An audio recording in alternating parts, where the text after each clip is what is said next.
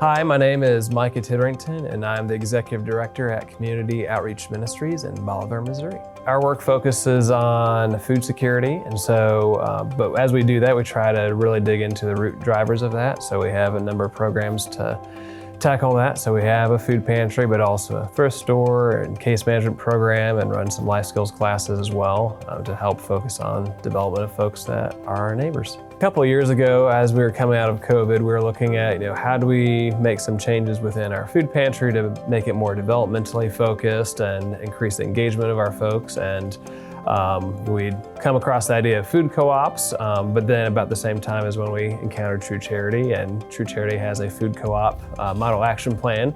And so that was a great resource for us as we were thinking about, what pieces do we want to take, and even just who do we reach out to that's already doing this work. True Charity does a good job just bringing attention to questioning how do charities operate, how do nonprofits and churches work on helping those experiencing poverty.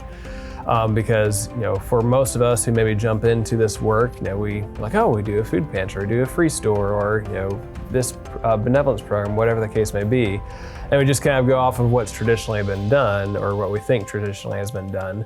Whereas True Charity, I think, does a really good job of saying, hey, let's actually be very intentional about how are we helping, how are we working in our communities, and are we actually upholding the dignity of the people that we're working with. So as far as favorite resources as a network member, I think the model action plans and toolkits are a great resource. But those have been really handy, both for us as an organization, if there's programs that we're trying to rethink how to revamp it, or maybe something that we want to launch, we can go there and it's all spelled out nice and easy of like, hey, here's what this idea is, here's some places that are actually doing it, even here's some of their forms or processes. If someone's thinking about joining True Charity, what I would say is probably just go ahead and do it.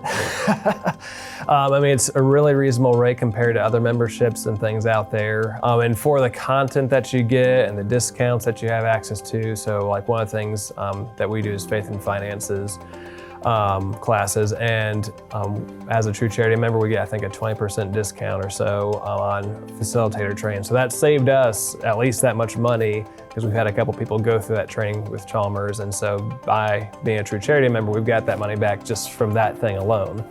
And so there's those discounts with different community partners. There's the model action plans, which like I said, if you're looking at revamping a program or starting a program, those are excellent resources for just getting started and figuring out what's out there and who do we talk to.